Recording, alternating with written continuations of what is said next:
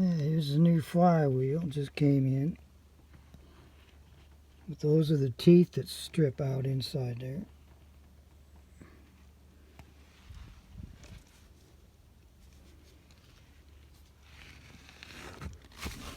I'll get to it in a day or so.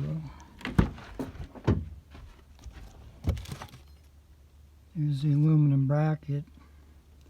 Mine broke in two places. That's the driver's side motor mount that holds the transmission mount.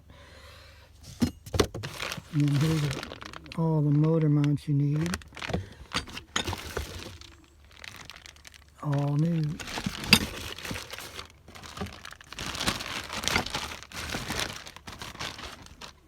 This is the one that goes to it.